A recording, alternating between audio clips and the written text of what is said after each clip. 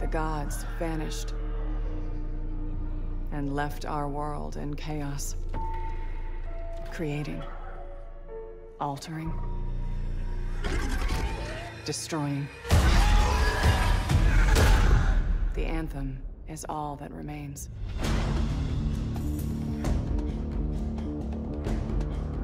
There's a storm coming.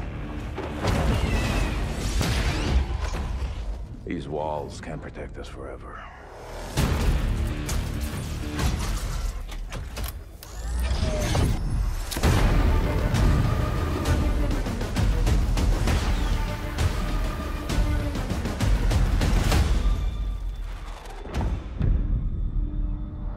Something is out there. It wants to destroy us all.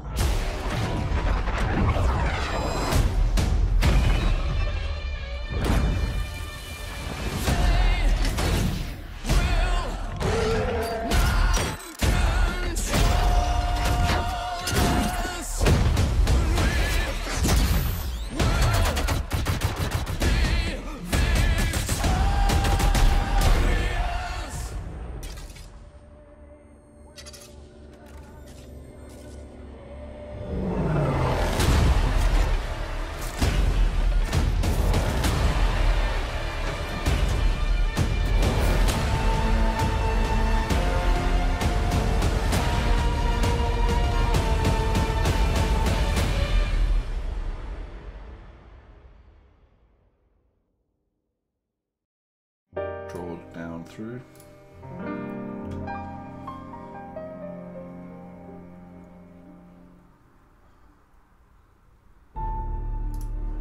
The god. Good afternoon, freelancers. I'm going to do a Gaz. Javelins, freelancers, welcome to another show of Anthem Cast. I am but one of your hosts. I am Binary Numb. So thank you everybody for being here. I know there's a lot of you and a lot of anticipation for the 3 people I have that I'm sharing the screen with today. So this is a one-off. This is so it's a 5 days to launch. So we're having a little bit of a round table party. So some of these guys. So I just want to let's start with the introductions. We're going to go clockwise. So a friend of mine who's been a friend of mine for many years, done a lot of content with. Is a man of many words and many great opinions. Pete TT, would you introduce yourself, bro? I'm Pete. what would you like me to say? Now, yeah, like I say, we've done lots of things together over the past few years, from Division, Destiny, and now obviously Anthem. Yeah, I'm looking forward to it. I'm excited to see where we're going forward. It's different, but some more of the same. Obviously, we come from the Division as a main background, so the kind of looter shooter, open world style of games that is something we love. That's how we got to know each other, and that's kind of where our passion's been for so long. So taking that into Anthem's going to be pretty cool, and I'm excited for it. Oh, good. Well, lovely to have you here, sir. And then going next around the table, we have a man with the sultry tones, the voice that we listen to while we go to sleep instead of touching our wives. It is William. Okay. Wow. Hi, guys. No, I'm messing with you. Hey, what's going on, all you fantastic freelancers? Thanks for having me on Binary. It's good to be back. Oh, it's amazing. Yeah, no, I think the last time we actually did anything was when we had a Pokemon battle. Yes, that's correct. So it's lovely, great to see you on camera. I find with YouTubers, they do so much YouTube work, but they're always talking behind a screen. They're always behind the game that they're talking about. They're never in front. So, and you've been you've been going on with streaming as well, haven't you? You've been doing a bit of streaming. I gave it a little shot. I mean, it's fine. I don't have a huge issue with it, but I remember Bags and I had a conversation a little while back. Bags said he would rather work 8 hours on a stream than work 8 hours on a video. I'm the exact opposite way. I'd rather work 8 hours on a video than 8 hours streaming. That's just me. Yeah, no, I have to agree with Bags on that. Actually, I find he made like 3 videos in 4 hours. I took 4 hours for one, and it was like 7 minutes long. I'm gonna agree with William. He's got it right. I'd rather be sitting there making videos than streaming. Well, yeah. Well, the screen is split We have definitely have the streamers on the left and the YouTubers on the right. So yeah, there we go. And the next man on the around the table who's also celebrating his 113th birthday today. Yes. But no, it's not really. It's his 32nd birthday today. It's 34th. 34th birthday. But we've been doing. He's been around. He's definitely been a big Anthem streamer, and he's just come up. Literally, so you've been doing it just under a year now, right, Bags? I started in. Hi, by the way, guys in the chat. Hi again. This is not a recording. I'm still here again. I started in April 9th, I think. The first episode we did was with Lupo to the rescue. He's a mixer partner, good friend of mine. He's also doing a similar podcast over on Mixer. And then, you know, he started rolling and people were like, what are you going to do? Like, we didn't even have a set date for the launch, right? And I'm like, I don't know. I'm just going to keep going, right? So I was sure that Bioware would just you know keep releasing a little bit of info every week or so, and if there was nothing, then we would probably find a topic and stuff to talk about. So yeah, it's been almost a year. It's been like 10 months, I think. Yeah. Wow, that's great. And you've actually come on bounds too. Like, I know whenever you go to stream, you're always sitting in the 100 mark views. You're on that road to partnership. So do you know what? It takes a lot of people a lot of time to get where you are today. So commendable, my friend. I think I rode the Anthem wave well enough. I never did surfing, but I think I surfed this one well enough. You know, it's like we didn't. At the beginning, it was like a couple people. I'm very thankful to the few Bioware devs that, you know, befriended me from the beginning, and they were like, you know, we like what you do, keep going. Like, they keep pushing me from like behind the scenes. They know who they are, and by pushing me behind the scenes, they were like, you know, keep going. You know, you're doing great. You know, they you know, that kind of thing. Not like promoting me or whatever. A lot of them are actually there's a few of them that are actually subs to the channel, so that feels amazing to begin with. And then no, I just kept going. At the beginning it was like slow. It was like a few people, but it started picking up in like December, January, when after the alpha. Yeah, after the alpha, I definitely saw a lot of people coming in. So yeah, I hope. I mean, I got rejected actually last week for the partnership, but I'm gonna try again in a few months, and we'll see. Hey, well, best of luck to you.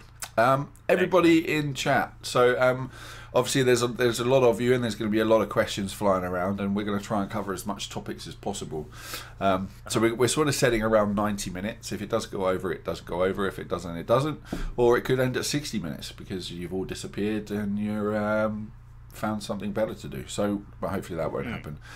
If you do have any questions specifically, just so that we can see it actually stick out in chat, if you don't mind either tagging one of us, which will obviously be at Anthem Universe, at Your William, at AI Bags, or at P3T3TT, just so it's a highlight to one of us in chat, so we can make sure it's picked up. That would be fantastic.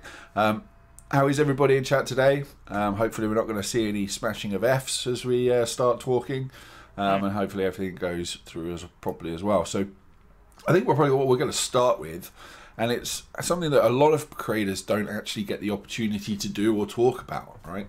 Which is actually what the hell actually even made you want to do content specifically around this game? Why is it that a game like this would want to make someone give up their life, right? Basically, and make content for people that they have never met, never seen, and majority of the time go presumably, you know, unthanked, right? In some cases, you know, you'll work 40 hours and get 2 views, and you'll, you know, pick a picture up with a meme and you'll get like 50,000 views. So yeah. Going around the table, I guess let's start with Pete. What is it about Anthem that made you want to jump into specifically Anthem? For me, obviously, originally finding out it was a looter shooter, so that like popped my ears up straight away. I was like, okay, this looks interesting. And then seeing that I could fly around in an Iron Man suit, I was like, I'm definitely looking at more, and you know, getting to see the open world, how beautiful it was, how big it was. They were kind of my initial draws. And then obviously seeing the gameplay that we had out of E3, seeing what the action would be like, seeing how the javelins work again, going back to the flying around, jumping around, the movement just looked brilliant. I was like, do you know what, this looks like? That it's that kind of game that I like. It's got the RPG elements in it. It's got the looting, the shooting. It's got the build, the kind of build diversity that I like from the Division, where I can really go into breaking down a character and, you know, putting these builds together to suit me rather than a generic, oh, you're a healer build or you're a support build. It's like, no, I want to specialize in lightning, fire, ice, whatever. I can build a build to me. And kind of specialize it to that, and that combined with the world and the javelins and everything else is like, this is a game that just ticks all the boxes for me. There isn't a box yet that I've seen unticked. There's a few question marks in some of them, but there's no boxes as of yet that have gone, no, that's a cross, I don't like that. You know, everything's been a tick so far. There are a few things I want to know more about, but you know, it's a lot of ticks, and that's why I want to play this game, because it's fun, it's enjoyable, and I think that's the biggest thing that a lot of people kind of don't put into games. Like, I want this, I want that. It's like, is the game enjoyable to play? Yes, I'm going to play it. If I don't enjoy it, I'm not going to play it. If I like it and I enjoy it, then, you know, I'm going to play it. And of course, the part of being a content creator is if I'm playing something and enjoying it, I'm going to want to make videos on it. And, you know, being able to sit here, when I think William will say this, like, you know, you're really into a game from a creator point of view when you just start writing a script and you start writing this video, and out of nowhere it's like, wow, I've got like 6 pages of a script here, and I've just gone rambling on because I've just been so passionate about what I'm saying, and I've got so into it that you then kind of have to sit back and go, right, I'm just going to go and take 5 minutes, and then I'm going to come back to it, because you kind of just really start, everything just rolls off the tongue because you're enjoying it, you know. And you see that a lot in creation when content creators don't enjoy what they're doing. You can see it, you can hear it in their tone of voice, you can see it on stream, you can, you know, and that's the big point. I won't cover games I don't like, and I will cover games I do like, and Anthem's one of them ones that I like, and that's it, really. Very great, man. What about you, Bags? Because you're so unlike Pete, right? So Pete was sitting in between, we'll say, what William and we do, which is obviously streaming and YouTube, but you chose to go down the path of creating a stream-based channel specifically around Anthem originally. And I know your story is you didn't start Anthem Insider. It was a duo, right? But then you've taken over and created what is the monster that is Anthem Insider. Yeah, it was a team, but yeah, people were like on and off, and yeah, I kind of took over and I downscaled the project just to one person myself, because I was like, I can't pay anybody else, so they're gonna be working for free, and I didn't know how to do things. But yeah, no, initially I wanted to. It's hard when you say that for yourself, but I've been told that the articles I do are decent, right? It's not my native language. I do make grammar mistakes and stuff like that. You speak and write English better than I do, my friend. So yeah. Thanks, dude. I enjoy writing articles. What is he talking about? I speak the language of the Anthem. I enjoy writing articles and then putting all the sources at the end and all that, and like linking to things. I'm more into that. But then I also did want to grow the channel, and I did stream before, right, in another channel, and I'm like, this doesn't go anywhere. It was just one of those like 0 viewer streams, or like a couple people viewer streams. And the thing people don't know about Twitch is that you have to bring in an audience from outside of Twitch into it to watch you. Like, you have to give them a reason to know who you are, to come and watch you. It's not like YouTube. At some point, like kind of like William's channel did happen, it just got picked up by the algorithm, right? And all his hard work didn't go to waste. On Twitch, you can just like keep streaming every day, and 2 years down the road, you still have like 10 people watching you. You're not going anywhere. You might be I'm gonna give you an example. I was watching the #1 player on the ranking in PUBG back in 2017 on Twitch, and the guy had like 20 viewers. Like, how does that work?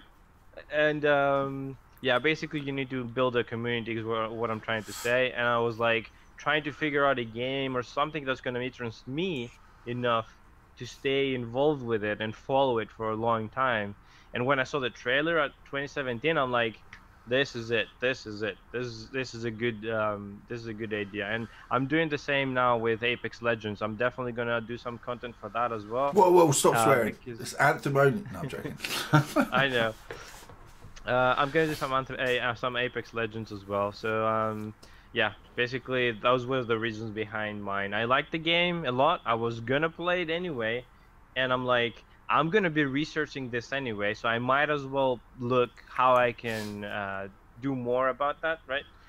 Maybe make it like a career path somehow. And I initially, like I said, I joined Anthem Insider's initial team as a writer for the blog, and then it evolved into me taking over, and yeah, here we are. Here we are today. And then the final man, which is the just come out of the literally blossomed like a young flower out of nowhere, right? Poetic. literally just come, you know. A year ago it was like, who's William, right? He's married to Meghan Markle and he's a prince, right? But no, this guy. Okay, all right. This guy, William, has come out of nowhere. So your Anthem, you've created a channel from the beginning, and I suppose this question probably will resonate more to you than anyone else. Is you've entered the world of content creation, especially and specifically around gaming, and specifically around this game, right? And you've chosen to give up your life, your education, you know, your fatherhood, to just spend time making videos. Why? Well, kind of, sort of. So, I guess in a way I have been doing content creation for a while. I was in radio, I was in television production, I was in all this other good stuff for a very long time. 5 years, that's a long enough time. And afterwards, I thought that was it. I've had my voice, I did voice acting every now and again, but I never saw myself making videos, making content. Now, I'm a huge BioWare nut, especially a lore nut. Always have been, always will be. And I don't know, at the time, I think it was shortly before E3 2018. Well, at E3 2017, I saw Anthem. I've been following it since it was called Project Dylan. And I was like, oh my God, this is the game. Oh my God, this is the game. This is an amazing game. Let me look up some videos on YouTube. Okay. Yeah, there's one every 3-4 months. You know what? And I think it was like about a month before E3 2018. I said, you know what? Screw it. No one's covering it on YouTube. And believe it or not, that's how I found Bags, and that's how I found Freelancer Codex, and I found you all on Twitter when I first became a content creator, George. Yeah. But it was weird. I've never done anything like this before. And I said, you know what? I've got the background. I like the production work. I've got the voice. And even though I hate my own voice, I've got everything I need to do to produce at least something for people that were like me, that didn't have a source of Anthem information aside from the podcast, and that wanted something more regular. Yeah. And I started that. I was the first person on YouTube to exclusively cover Anthem, which felt really good and was a really cool experience. We grew very quickly. Other people found out that, hey, Anthem's a sweet spot. It's working for this guy who's never done content creation before, and popped in and started. Someone said to me once, "Oh, we're all doing the same things." Yeah, it's kind of because we all are using the same information. We're copying the same dev tweets. We're mentioning the same articles. We're only putting our unique spins on it. Even then, there's only so much you can do. That's what I'm looking forward to so much when Anthem releases. I won't have the same video as, say, Pete here will, or as Ryan Central will, or whoever else there is covering Anthem. Yeah. Hey Ryan, by the way, if you're watching, good buddy. Is Ryan in the chat? I don't think so. No, but he's probably busy. One of the things probably that playing Apex. Yeah, odds or Overwatch. One of the things I always emphasized though was community. We learned this back in production work and in radio work. If you don't have a community behind you, or believing in what you're doing, or you're saying, or whatever, what's the point? You're just making stuff for whatever reason. So I did a two-faceted approach. I did the news and content approach on YouTube, and then developed the community along with it, and it's worked perfectly, I'd say. It's worked very well. No, it has. No, you've you've literally from I've not seen a channel skyrocket as quickly as yours for a very long time. So it's a dedication. Yeah. It's a dedication to some of the work that you do. So well done, sir. Well done. It definitely shows you know what you're doing. Before we go anyway, George, so you're always sitting in that chair and you're always asking everybody questions. I'm always sitting in this chair. So it's got a comfy arse groove, that's why. Yeah, but people don't normally get to ask you questions. So the same question you've just asked all of us, but to you, Mum. Because I'm a narcissistic prick. No, I'm joking. You got the last part right. The content creation for me is so I'm a great believer of the spoken word and as a podcast I've always been somewhere that I've always resonated to, and I think that goes probably more to my age is content and listening to stuff on the radio and stuff like that. So I think to be able to talk about something that you actually enjoy, and I live in a world where gaming, actually my actual real world, gaming doesn't exist, right? It's all professionals. It's all professionals. It's high business, right? And it's there's lots of money at stake. And if I talk about games, they just look at me and go, Like you're the weirdest guy in the room. You're a man-child. And I'm like, actually, I don't talk about it.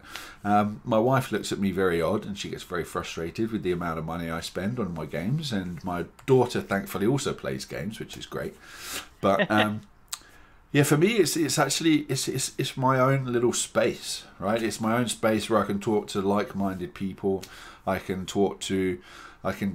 build a community and stuff, that's really what my passion is, right? So my passion is actually the community side, right? So I started back in the day with a community called Dark Zone Report, which is specifically around obviously the Division, and I sort of took that over myself, a bit like you did, Bags, up back in the early days. And this is a few years back now, and just grew and grew and grew. And then when a game like Anthem came along, which sort of sits along the same, and I was too late for Destiny, right? The Destiny train was already well and parked at the station.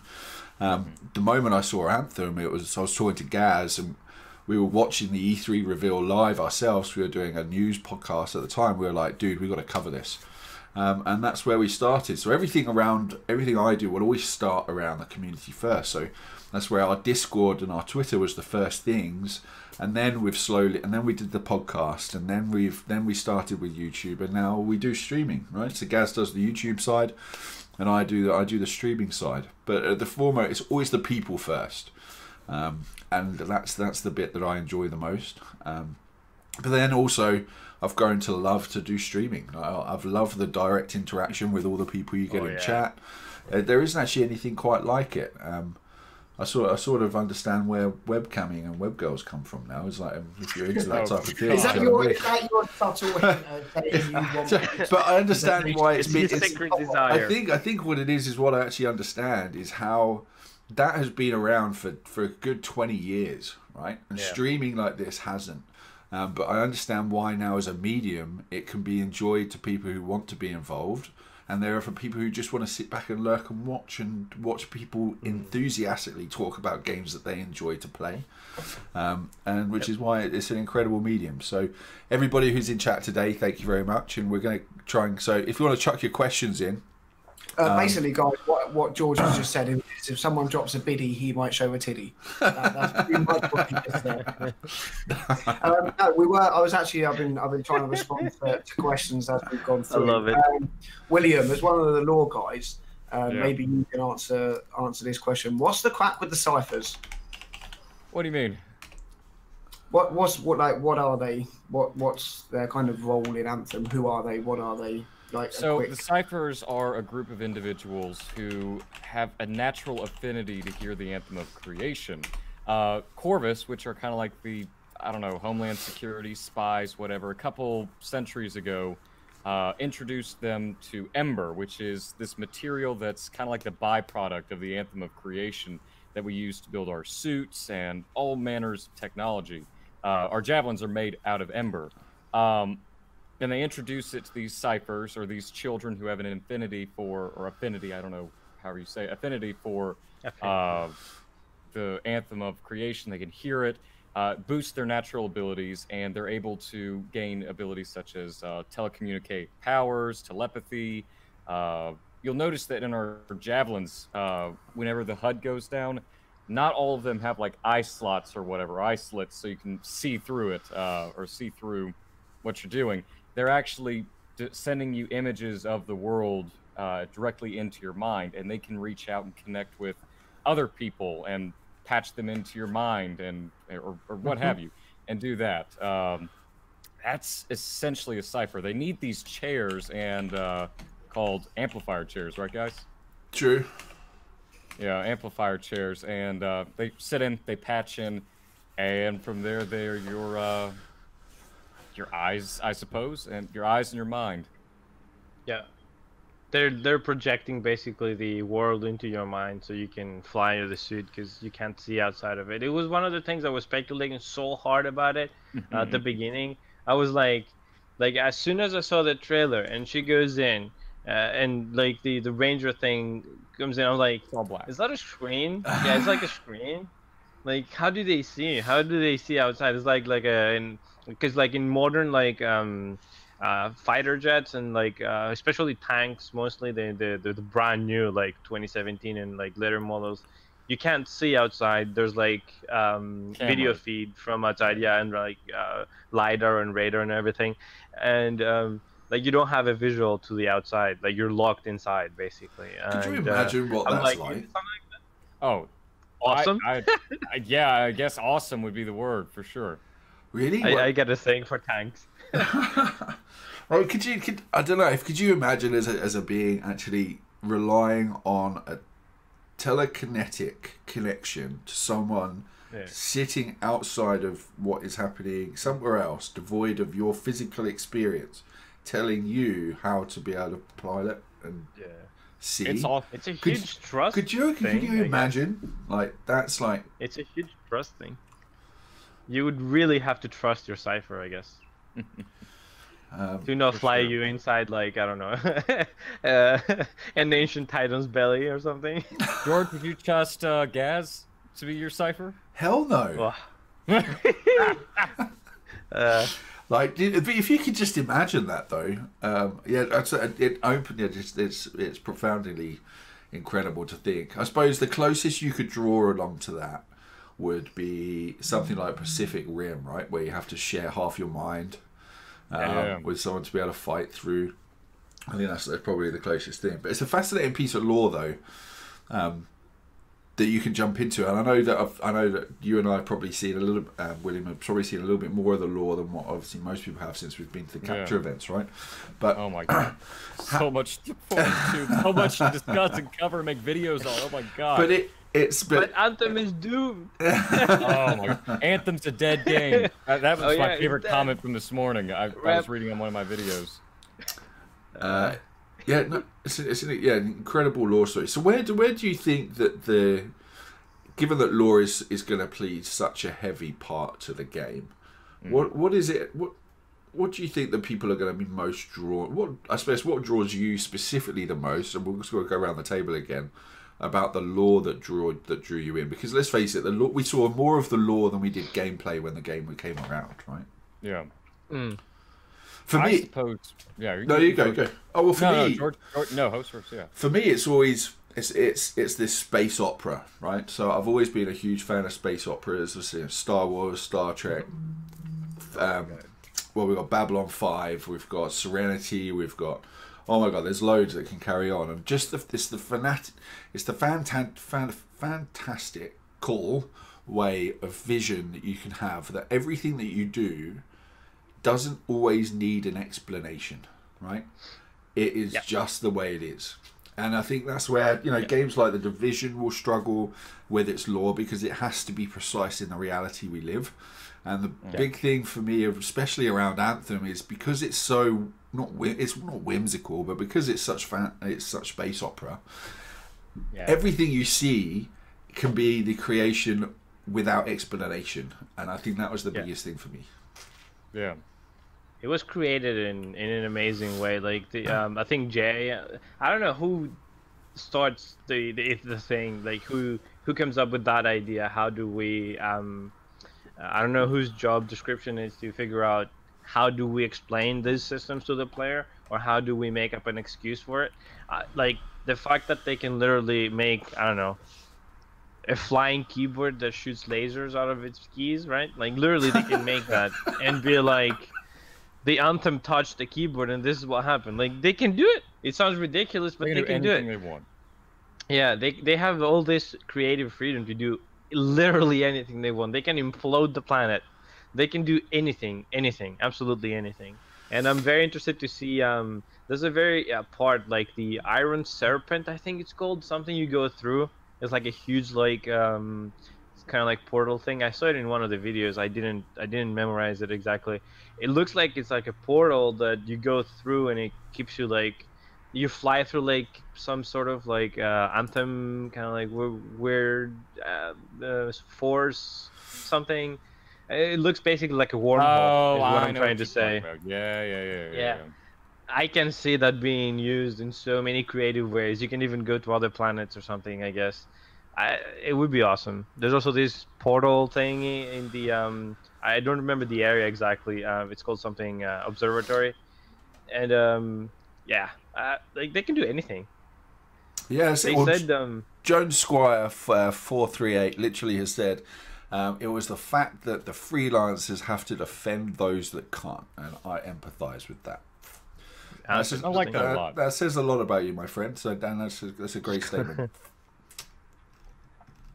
Like Diesel says, it's called the Stargate. There's a literal Stargate in there. I would like to activate it and see where it goes. And then you have this. There was a piece of lore that said that they found that. Spoilers, by the way. That there's a machine, there's a Shaper relic, which is active, and that is what seems to be causing the rip stream. So maybe down the road we find out a way how to shut those things down, and we can escape the thing. Like it literally they can do anything they want. It's like you said, soap opera. It's literally Star Wars. And what is this? Midichlorians. What is this? Like it's the Force.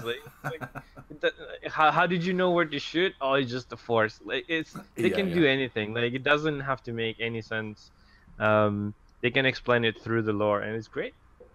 By the way, George, just real quick, I gotta say, I'm really enjoying this Colossus gameplay. You gotta teach me how to play the Colossus, and I really enjoyed how you spent 5 minutes trying to open up those cages by shooting at them. So this was at the capture event, and I hadn't played this yet.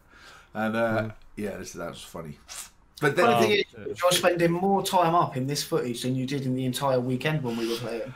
But this is in an endgame build, though, right? So what's interesting? This is it is in an endgame build where the actual Colossus is a tank, right? Yeah. So it allows me to stand in the middle of everything and try and figure out how to open boxes that can't actually be opened with it unless I did something else, which I didn't know. So I want to. Sorry, go on. No, you're going ahead, Petey. No, that's right, because I'm going to change the topic in a minute to something else that's been put in chat. So you go first. Okay, well, as far as what drew me to the lore of Anthem, obviously Bioware lore nut, but they're doing something really cool, and they're called Grabbits. No, definitely not for the Grabbits. But my whole thing has been, you've got this energy force that's sentient, and it can do whatever it wants whenever it wants. You've also got this big, beautiful, dangerous world where in a lot of Bioware games, you're the underdog.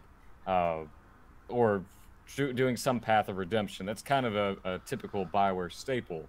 But it's that they've got this... what really drew me was the society. It's a knightly society, or it's a knighthood, or whatever. Very... How do they put it? A very Arthurian society. You'll notice I've got a wallpaper screenshot right now of the castle, Fort Tarsus, and you look around. Oh, yeah, this is a castle. It's not a fort, and it's beautiful. It's lovely. It's the society, the characters, the personality behind it, and this ever-changing and dangerous world is just unreal. Yeah, no, that's right. And I think my biggest question is how are they going to and just sort of leaning on to that, and this is probably actually also probably one of the biggest things for me that captured my interest in the game the most, was when John Warner was talking about a lot of the game, and I've seen a few of his interviews, and actually Kathleen Rutzer also mentioned this, was that the lore specifically allows them to change the game without any particular reason, right? So the Anthem of Creation is either. No plot holes or anything like that. They can literally, at a whim, a Shaper Storm, or a relic, or something to do with around what the Shapers left behind, can turn on and instantly change the world that we're in. Now, I literally hope from the bottom of my heart that they really embody that, and we start to experience what that actually means, because it's always something they've always rung that bell, right? Yeah. So yeah, the fact that they've created a lore which allows them to just effortlessly change the environment that we play in is something very special. Absolutely. It's unique. They could do a lot with it. And I agree. I hope they do embody that. Anything can happen at any point in time. That they could literally change the world at the flip of a switch. I hope they really, really, really work that in and make it happen. Because it could also be an event that you miss. Very right? true. As a gamer, the anticipation that something is going to happen without us actually knowing. Or I've got to work all week, I'm going to be away all week, and then all of a sudden a Shaper event happens, and then I come back and it's changed, or there's a load of stuff happening on Twitter where everyone's up in talking about the fact that the game's changed. They have the moment to be able to create that. So I genuinely hope that is embodied by the team here. For sure. Pete.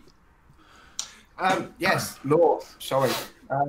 Not normally something I actually get into. I've gamed for years on a limited time scale. So games to me have always been about actual gameplay rather than stories. If I enjoy playing the game and there's a reason to play the game, not so much in a story point of view, but in a progression point of view, then I'll play it.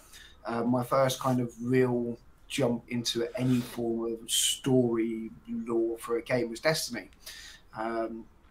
And I really kind of got into the whole backstory of the game with that. And kind of going forward, that's definitely something I want to know about in Anthem. I love the world. I'm loving the look of the gameplay and everything else. But it's like, I have so many questions as to why. Why is this like this? Why is that like that? And they're kind of the things I'm looking forward to finding out as we go forward. I won't be having any spoilers in it. It's one of them. I don't want to spoil it for myself. I actually want to find out why and look into it myself and actually spend time reading up on the lore in game and finding out, the backstory to the freelancers, the sentinels, and all of that kind of jazz, and seeing just what makes them and why they do what they do. I'm excited for it. Same here, dude. I wasn't big on the lore. Like I usually skipped, quest lines and stuff. But now, I want to know. Yeah, I want to know. Like I'm more about like blowing things up, but yeah, and like doing like the stronghold races and stuff we did. But like I want to know. Like, why is the Swarm Tyrant there? I mean, yeah, we kind of know, but I want to know what happens. Okay, we killed her. Did we stop the attack? Did we stop the scars? Did they have enough, acid weapons stockpiled up? Do we have to go to another location and destroy those? Like, it does keep you on your toes a little bit. I think the trailer, was it the trailer we got yesterday or today? I can't remember because I've had like next to no sleep.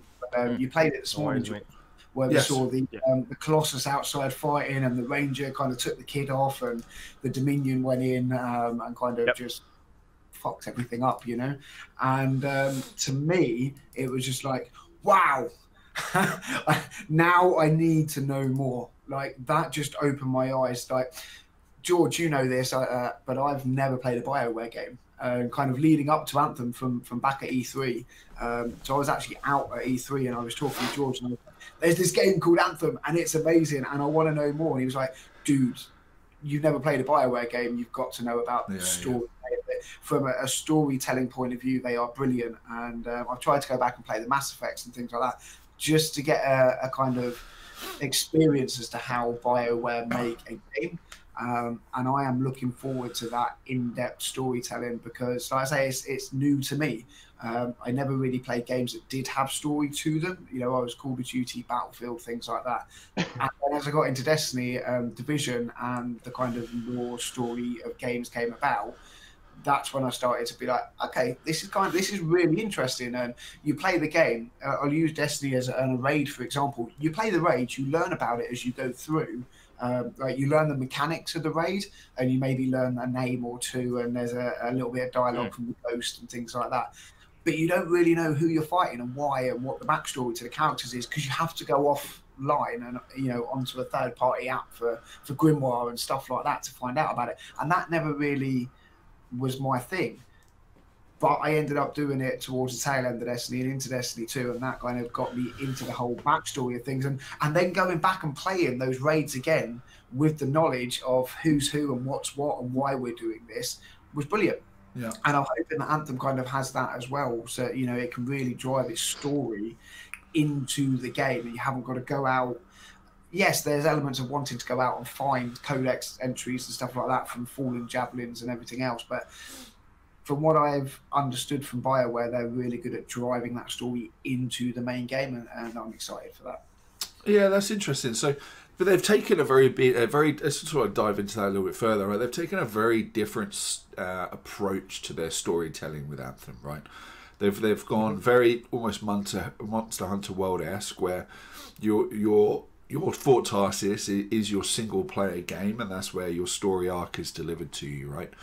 That's where you build your relationships with characters within the game. That's where you understand and explore your lore, and then when you're actually out in the world of Anthem is when you team up with people, which is actually just it's fundamentally a different way in which you experience a BioWare game, right? You go back as far as Jade Empire, you go back as far as Baldur's Gate, you go back as you're playing Mass Effect, you're playing Dragon Age, right? Which are all games that's delivered to you the story, and Star Wars Online, right? It's delivered to you in a way as you play through and progress, and as you get more powerful, that then experience the story as you go, and you can experience it with friends out in the real world and not. But here they've actually fundamentally taken the choice to make it a very, very separate experience.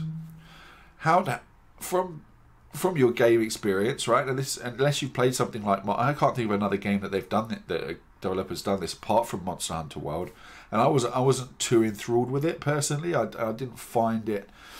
I found it very, very disengaging that you'd have to have that the two-step scenario there. What about you guys? How do you feel that is being? How do you think their choice in delivery is going to affect how people engage with the game?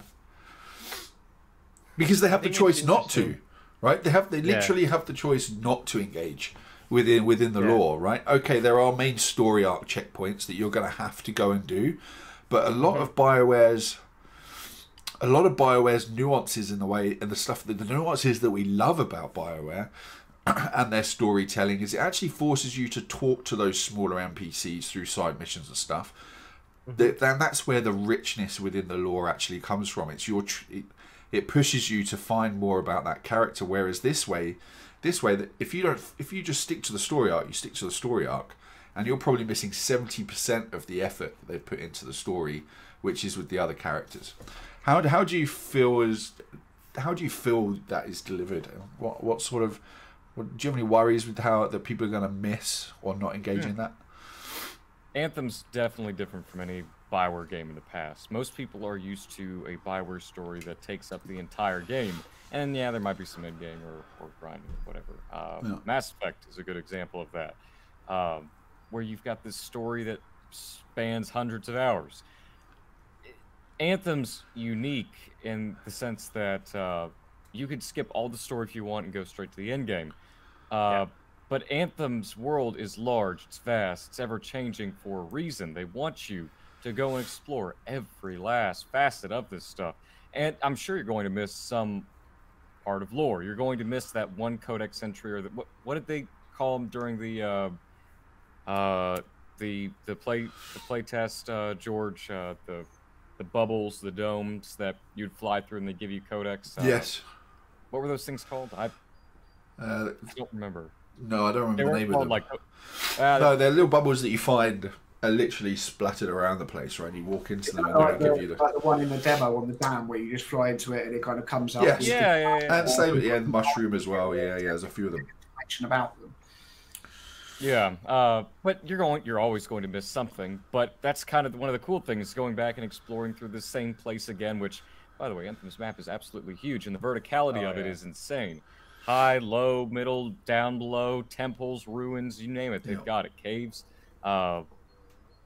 You will always miss something, I think, on the first run-through, and that's what makes it so exciting to keep playing back through these same areas over and over again. When you stumble upon this codex entry or lore entry or whatever. Happened to me during the capture event. I went through the same damn water cavern the same 2 or 3 times, and I think it was on the 3rd time there was a colossus like rotting down there that I wouldn't have noticed if I hadn't done some exploration. And found a really cool codex entry about this colossus knight who died apparently 200 years ago that you're just now finding his remains. And I was like, oh my god, what? What? I can't believe I didn't see this. And it's such a cool story behind this guy. That's what I like about Anthem, is the spontaneity of it, and you're never going to find everything on the first go through. Yeah, absolutely. I think the way they're doing it is interesting because they're gonna allow the people that don't want to deal with the lore to just do their thing, and if they want to do it, they can go back, either make a new pilot or something, or do it with their friends that are just starting out or something like that, or they can make new characters with their friends, right, and enjoy the story if they want to. I feel like it's a better system. It's their experiment, right? Kind of like Ubisoft experimented with Division. Division 2 is not that different from the first one. The same as Destiny 2 is not that radically different than the first one either. Yeah. And Anthem is a new IP, so obviously they're kind of experimenting with it. And what they want to do is, because they said so as well, that they're testing how they want to make games from now on, where it doesn't take them 2 to 3 years to develop DLC stories for it, because there's so many plot holes, there's so many stuff they have to take into consideration that if they go down one path, then the other path that way just completely shuts. Whereas with Anthem, it has this like freedom where, yeah, you go that way, but Anthem, right? Anthem of Creation does this, and suddenly you're down the other path. And I feel like it's not gonna feel tacked on if they down the road they add more story, which they said they will. Story DLC is gonna be free, so I feel like the story that's gonna be added to the game is gonna make sense one way or another. And again, giving choices to people is better than having no choice. If you force those people that don't want to watch the cutscenes and stuff to go through it, you're probably gonna lose them at some point. If you don't offer the story, you're gonna lose the people that want the story. Like it's a very delicate system, and yeah, I mean they get some real talent to figure that out and implement into the game. Yeah. Sure. What about you, Pete? I don't really have much of an input in it, and Okay. I'm going to take a step back from answering that one because Okay. yeah. Everyone in chat, what are your points around the lore? What is it that you specifically got you engaged when you saw the trailers? What was it that you saw about? Was it specifically around the lore that made you want to go, do you know what, damn, I want to play that game, and not just because you're a Tony Stark Iron Man fan? Yeah. So if we'll come on to that, or a cinematic addict, as some people would like to say. Yeah.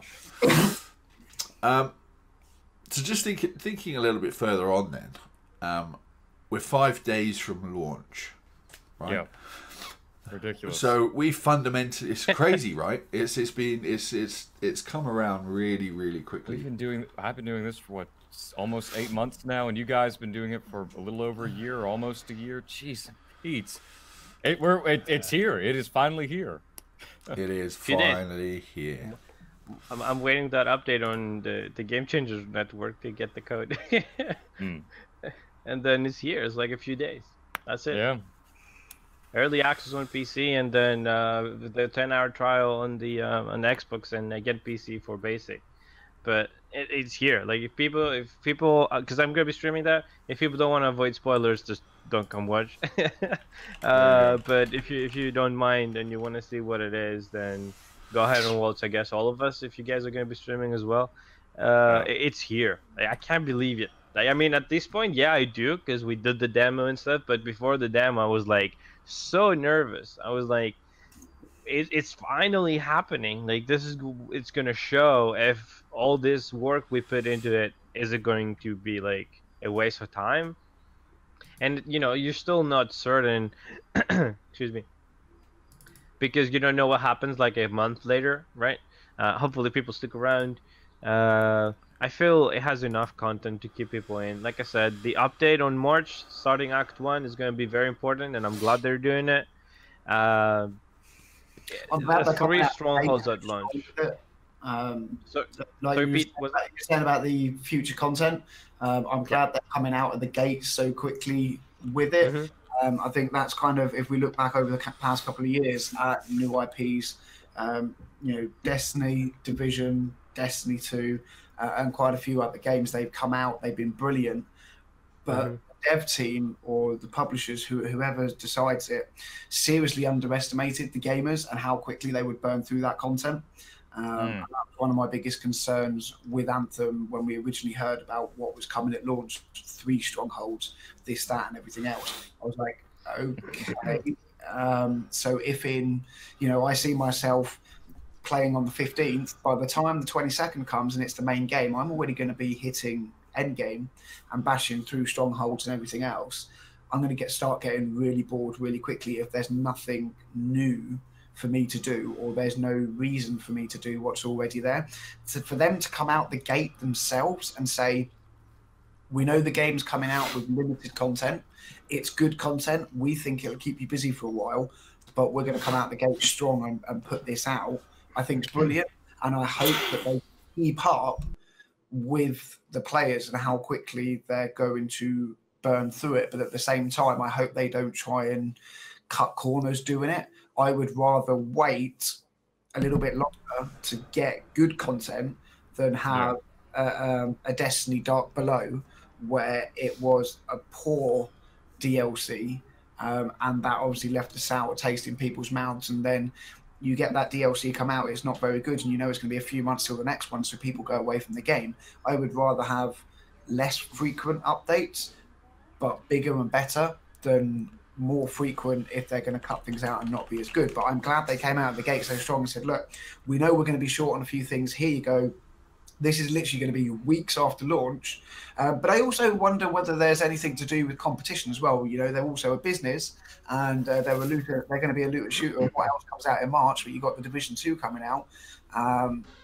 Is it also a bit of a business sense saying, okay, if we drop some new content around the same time as in Division 2, people aren't going to go and play that, they're going to stay on our game. It is a business as well at the end of the day.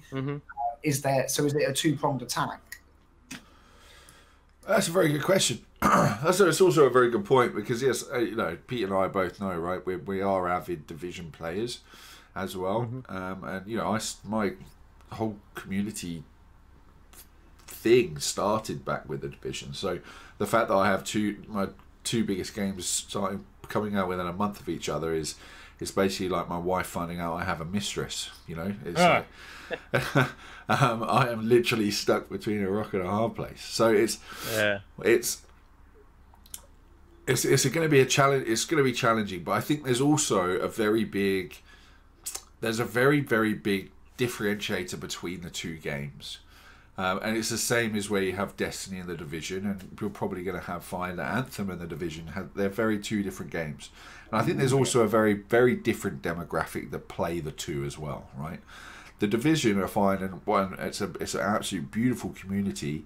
I find it's actually full of a lot of veterans. It's full of a lot of older players, sort of 25 to 40, and increasingly above 40 years old, right? Whereas a lot of the gamers, especially within the Anthem universe community, are definitely with those. They definitely sort of fit that younger demographic between sort of 15 to mid to late 20s, and I think it's just a different appealing. So it's going to be interesting to see where the games balance out with each other. But the fact that they are bringing content out of the gate, I think, is a great sign for continued investment, and for them also to prove to themselves, and I think also to everybody else, that the game is going to have content constantly. And BioWare have been doing a live. People don't realise this, right? But they run Star Wars Online, and they've been running that for years. Scrotal, right? They've been running it for years, right? They know how to deliver and run a game as a service, right? They've definitely learned from their mistakes. As someone who played that game for almost 6 years, like from the alpha, they've not.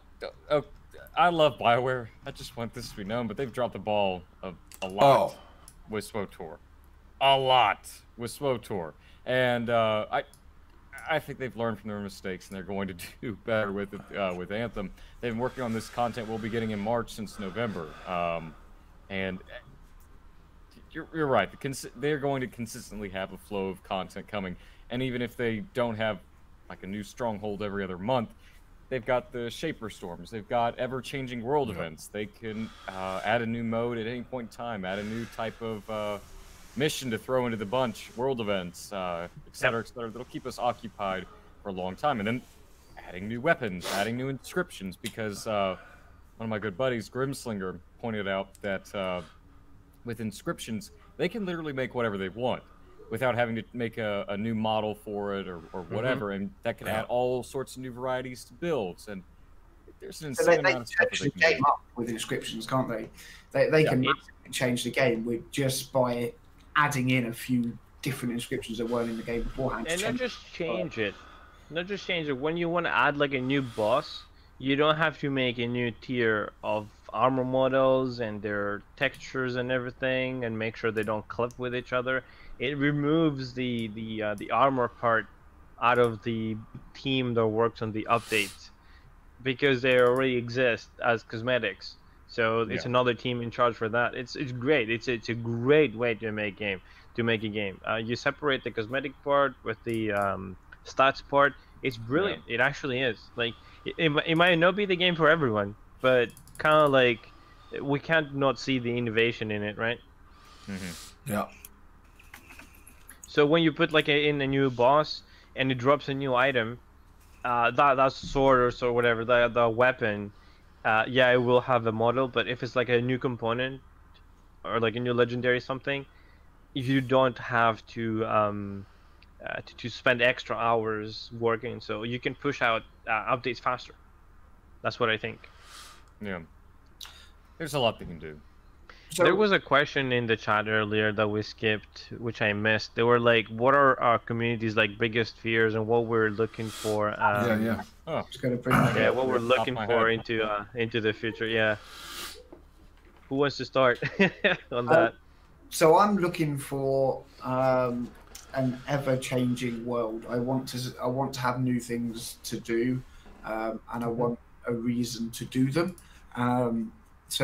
So changing the world up, and I don't necessarily mean like by adding new areas all the time and things like that, but changing question systems, adding in new weapons, new gear to chase after, and things like that. Reasons to play the same thing again and again and again, because that's the thing with these games. Inevitably, you are going to get to a point where you have to keep running the same content while you're waiting for new content. So there needs to be a reason to replay the older stuff. You can do that a lot easier by adding in new gear, new weapons, like William said, adding in new inscriptions, new components, and things like that. It gives you a small reason, but a reason to go back and play older content while you're waiting for new stuff. So I definitely want to do that. One of my biggest concerns, and the only reason I really have this concern, and I would probably have it with any developer making a game like this, is we can all sit here, and quite a few people have said it in chat, and you know, I've seen it on Twitter a lot. Oh yeah, but they've seen the other games and they've learned from their mistakes. They can learn from the mistakes that Bungie have made, and they can learn from the mistakes that Massive have made. But the problem is, no one ever does seem to learn, and they all seem to make exactly the same mistakes. And the biggest thing that every single developer seems to do is underestimate how quickly their community will, one, burn through content, and two, get bored and go and play something else.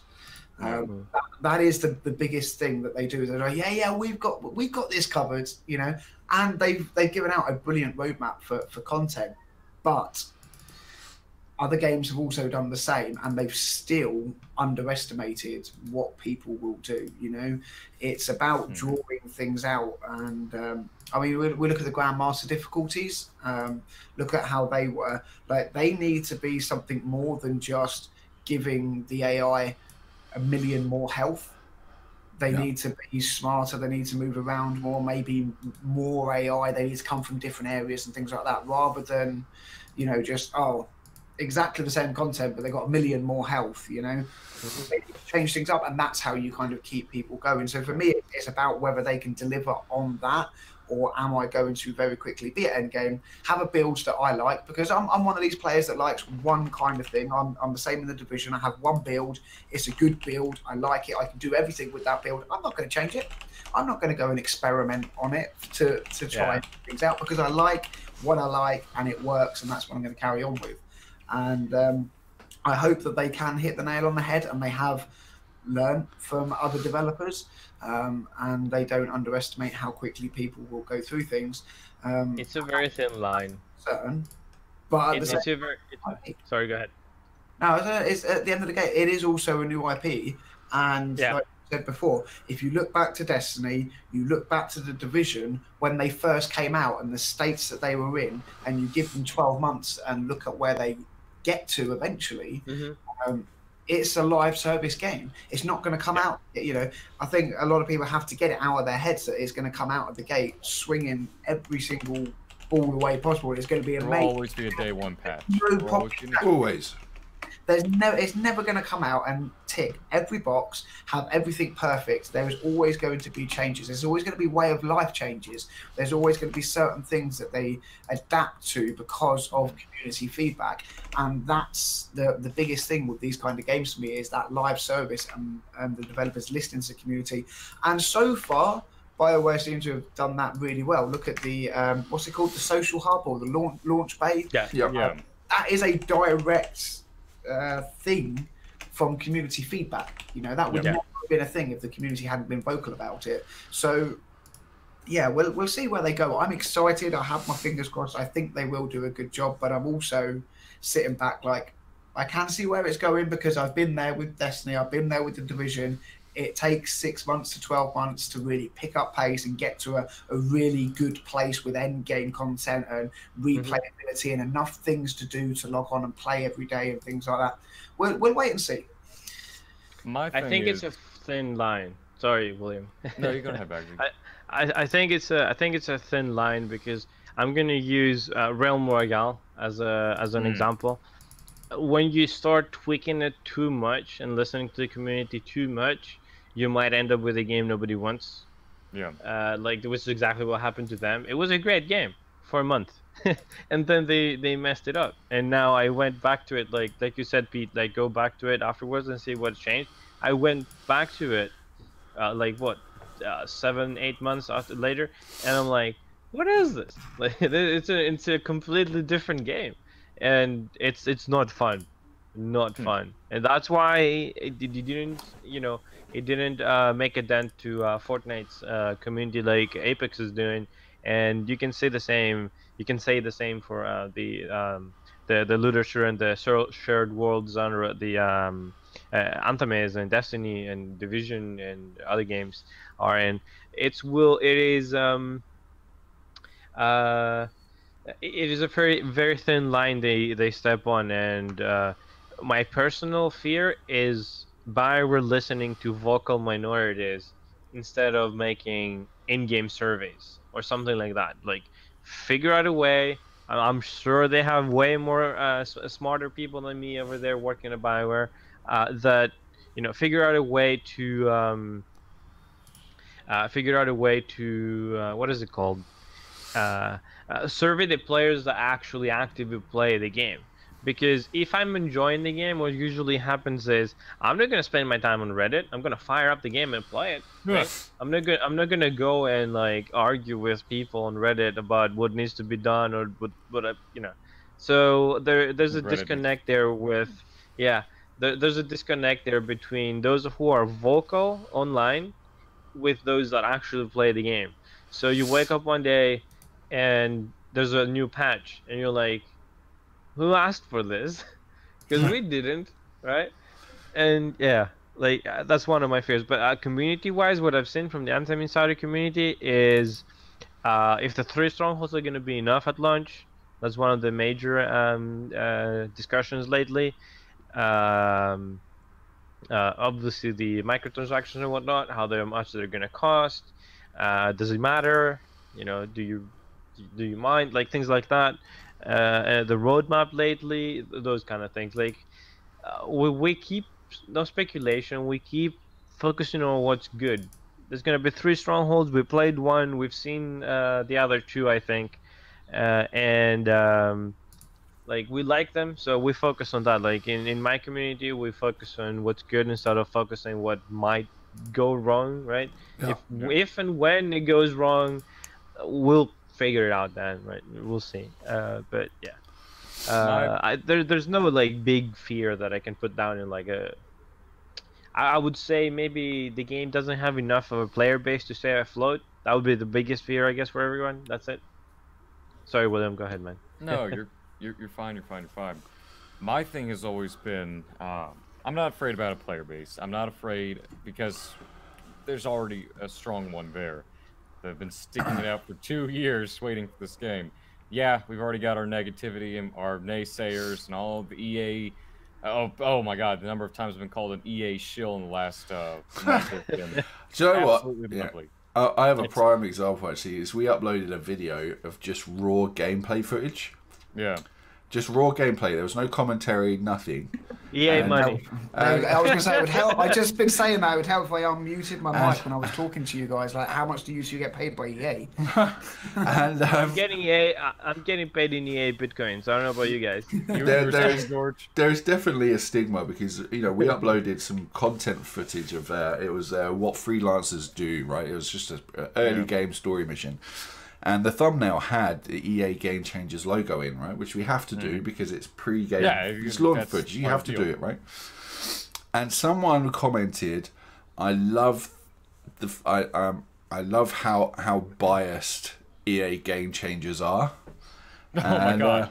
And we were like, did you? But there was no audio. There was no voiceover. None. There was no opinion. There was nothing. It was very funny. It was very funny. Here's the 2 thing. favorite ones that I've gotten within the last 24 hours. I got a guy saying, what was it? That I probably had to submit my script to EA before I could publish a video, and I said, so here's the deal with EA Game Changers.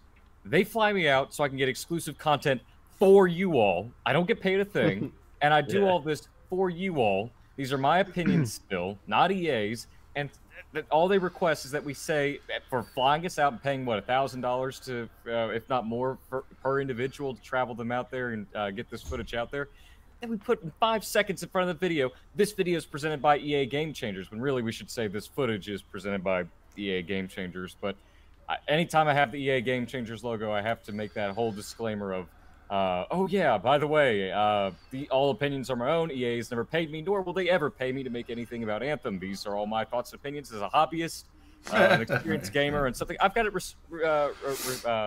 burned into my brain now. How I say it in my sleep.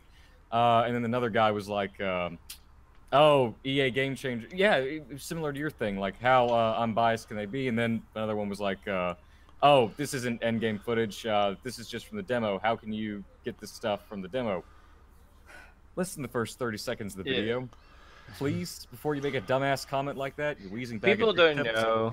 What? People don't know. I don't know if we are allowed to discuss how the system works, how the website, the GCN no, not allowed to website discuss works. the website, but how Okay. EA Game Changers works is They're fully Yeah, transparent. cool stuff. No, they're Basically, stop me at any moment if I start like breaking NDAs and shit. Basically, how I can explain it to people is like, yeah, you're a game changer for usually a specific game because you know a lot about it, right? That's why you're given the title and the and you like you shape the opportunities for it, right? Yeah. Like you're already doing it. That's why they make you a game changer. They don't make you a game changer to do it. Right. So you're already doing it, and they're acknowledging it, and that's their way of doing it. Here's the thing. I became an EA game changer for Anthem, but I can switch one of the over first. to Apex. I can switch over to Apex if I want to. Like, is Respawn paying me to do it? No. No. Like, why isn't Maxis paying me to do it? Like, it's still Maxis who's making the Sims. Like, it comes down to what you're like. So you can be a game changer, and you can express your interest in anything. You can cover FIFA, you can cover Madden, you can cover like literally anything you want. They don't tell you just do Anthem or out of the door nice and things like about it. and say nice things about it. It's We can say whatever you we say want. nice. You do it because you're interested in it. Like it works the other way around. Obviously, they're benefiting from it, and you're benefiting from it as well because it's a mutual huge title to have in your belt, right? It does open some doors. It does close some other doors, but like there's so many games in there. I'm not interested in FIFA. Like, if I do become interested in FIFA, what happens? Like, EA pays me to cover FIFA? Like, how does that work? There's no logic there. No. And I said it on my streams, like, William is a lawyer. Please, William, explain to these guys how huge of a liability it is, or it would be, me recording one of the community managers telling me what to say about Anthem. And, like, putting it online, anonymously. Like... That's not... That breaks. EA would shut down. Yeah, EA would immediately shut down immediately and bankrupt probably. Yeah, they would probably figure out a little window to escape it, but the scandal would be like insane. The liability is like. I didn't mean to get us off topic. My private and secret concern about Anthem is the microtransactions. That's the only thing that I'm worried about. Like I was saying before, I'm not worried about a player base. We've already got it. We've got toxicity already. It happens. We've got amazing people. We've got plenty of content. We've got some of the best developers out there right now. And we've got EA funding it as the publisher. We're going to be fine as far as content goes and variety goes and everything else goes. Always going to be a challenge. Always going to be something. It's the microtransactions that have me worried. Now, the screenshot that was shared, the Young Yas, Skill Up, and all those other clickbaity negativity assholes that they were talking about, that was from the capture event, and we were told at the capture event not to record that screen. Yeah, share it. Not because they had anything to hide, but because those were placeholders, like Grandmaster 3 having what 9,000% additional health or 3,000%. I forget the actual number. 3,100. Yeah, there you go. Yeah. That was a placeholder. That wasn't the real deal. And, of course, immediately, the negative gaming journalists like that. But secretly on the inside, I know they're not going to do $20. And I know I've spoke with Silicosta about it at the one of the producers about it at the San Fran event. They're going to make it an even trade-off. Yeah. But I still worry about it. Well, the key thing, we're not going to shy away from microtransactions, right? But the key thing is, and I think the biggest thing is, and I know Skill Up actually quite well, and I know Pete does, but Skill Up's been on a number of my podcasts across the years. And a lot of other guys have been as well, and I think, but it's an easy bandwagon to jump on, right? So I'm not going to touch on their opinion or anything like that. Right. However, I think the most important thing that I think people, and I think the majority, and the people they're appealing to, is the 0.02% of the gaming of the gamer community as a whole. right? The difference is, and it's the same as when, and for me, it's the same perspective I have when, you know, when the VIP demo went live, right? I had like 1,000 people in chat, right? And the amount of people that were messaging me in Twitch chat going how angry they were that I was playing and they couldn't get in. They were like, why is it only streamers that can play the game and the rest of us can't? And it's actually that comment right there is actually the window into how you need to look at the rest of the gaming world, is that the only people you can see playing are streamers. But that doesn't mean that there aren't thousands more people playing. It's just you can't see it, right? It's just the fact that because we're in Twitch, right? Yeah. So the same goes again for microtransactions, you know. It's like the money that we pay for it is completely down to time and how we value money, right? There you go. If you if you're on minimum wage and you earn, you know, $8 an hour, or in the UK you earn £7.5 an hour, right?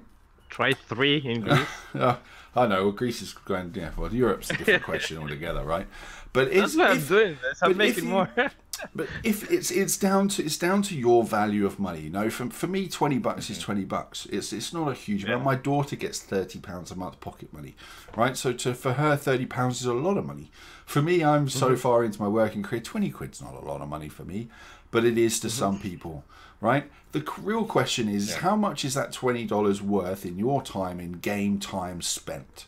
Is to how much how quickly do you want to get that? Do you want to grind out for a few hours, 4 or 5 hours? If I'm going to play a game for 3,000 hours and it takes me 10 hours to grind out for a new skin, is that in relative terms a long time? Or is I only play 2 hours a week, so for me that's going to take me a month.